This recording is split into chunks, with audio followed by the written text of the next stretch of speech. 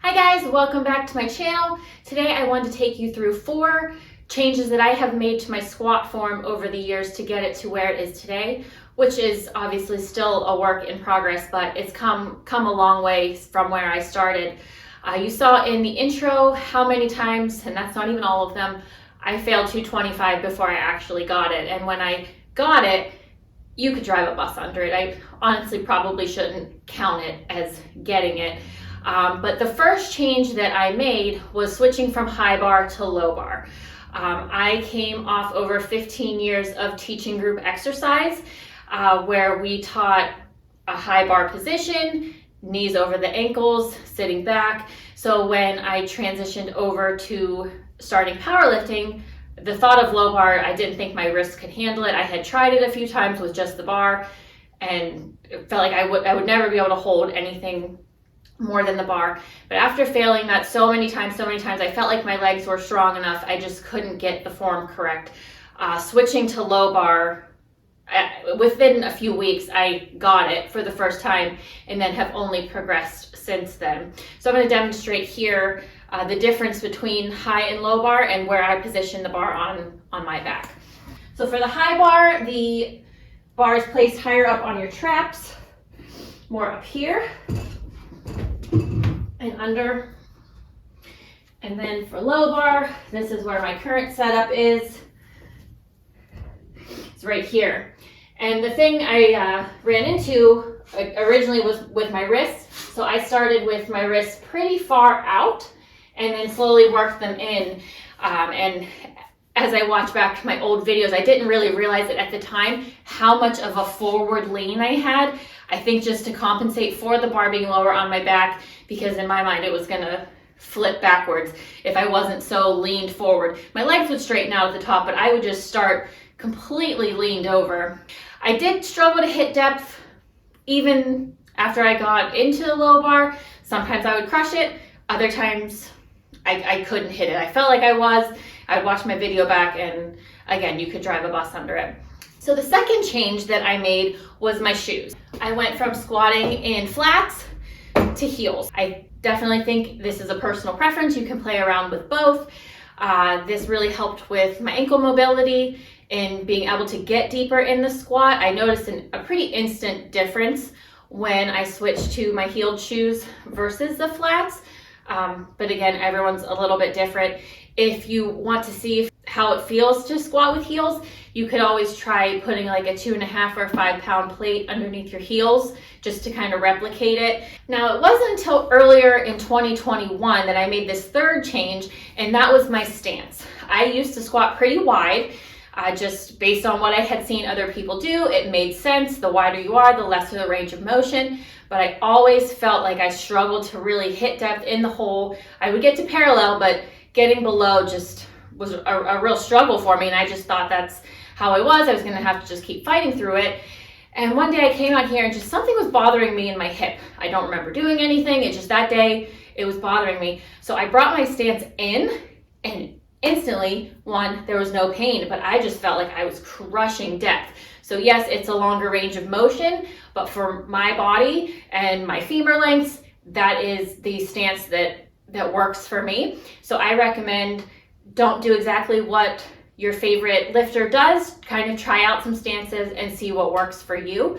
Who knows, maybe I'll go back to a wider stance someday, but for now, the narrow stance with a more toes forward seems to be the best for my squat depth. And the fourth change is something I just made recently, and again, is personal preference, and that was my thumb placement. Way back in the day, I always wrapped my hands the whole way around the bar, didn't really think anything of it until we got the squat bar. I just felt like I couldn't fully wrap my hands around it. So when I started using this more regularly, I did a thumbless grip, and that worked fine. That's how I competed in the meet. But I had watched a video talking about thumb placement and I was like, oh, let me give this another try and see how it feels. So I wrapped my thumb under, kind of do more of an internal rotation.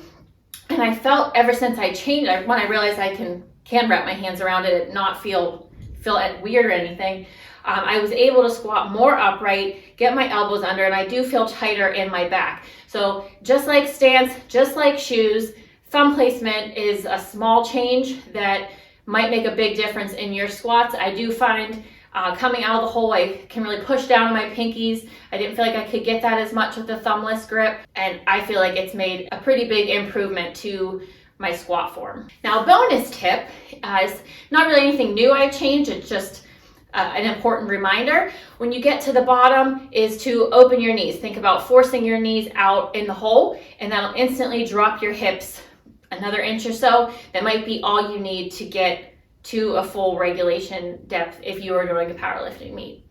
All right, so to get into a recap of my training this week, I want to focus on my second and third days, which are the variation days. The first being high bar pause squats. Kind of goes along with what we were talking about. So yes, I still do high bar just as a variation, and I do feel it has some carryover to my low bar. So for this week, I worked up to 190 for 7, and that was at an RPE of 7, and that's 5 pounds more than the same week, the last block that I ran it. Back downs were 175 for 3 sets of 7. They all felt pretty good. I'm loving being back to squatting 3 days a week again. The third day is just a 5x3 at a semi-lightweight. This week was 210, just an overall technique day. So for the bench, the variation is a Larsen Press, and I really enjoy these. I kind of think I like them more than regular bench. When I go to do a regular bench, I find myself going to put my feet up after I had done a Larsen day. But I worked up to 125 for 6 as my top set. I was kind of disappointed by that.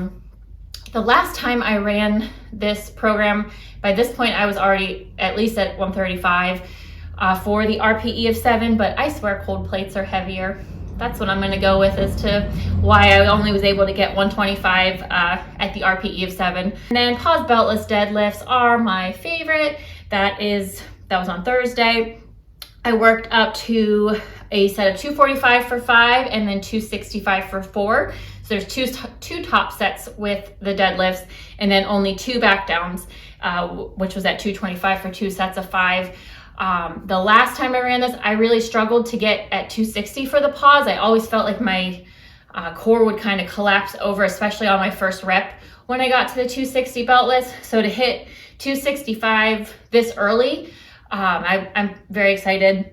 Now for my main sets, which was Sunday and Monday work, squats, I did work up to 225 for 5.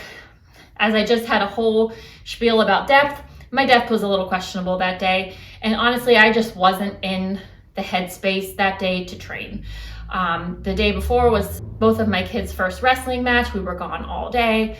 So I definitely felt just drained from the day before. I'm hoping that doesn't happen again this weekend. But also, randomly, I swear I sound like a broken record, I woke up on Saturday and my right elbow hurt out of nowhere. Nothing had happened. I didn't tweak it out here. I didn't bump into anything. It just really hurt. So I put my elbow sleeves on just to get through squats. I never ever wear elbow sleeves for squats. I really don't wear them much anymore, other than sometimes I'll put them on for accessories. But I put those on, so it helped. I didn't have any pain, but it just felt awkward having them since I'm not used to them. Back downs were 3x5 at 205, and then AMRAP, which I did do the AMRAP this week. My back felt better. I swear you turn 35 and fall apart. So back felt better, elbow hurt. But I got 7 on the AMRAP. Watching the video, I totally could have done more. Like I said, I just wasn't in the mental state to train hard that day. So I was just glad I even did the AMRAP after having to skip it the previous week. For bench, I worked up to 145 for 5 at a 7 question mark, probably 8. Think I overshot this one. So my goal next week will be to be 145 again at an 8. See how that feels before I go moving up. And that's exactly what I did the last cycle. I ran this block. Back downs were 3x5 at 135, and then the AMRAP I got 9. I really wanted 10, but the 9th one things kind of got a little crazy, so I just threw it back on the rack. I think my best 135 is like 11 or 12, so not too bad after having done everything else.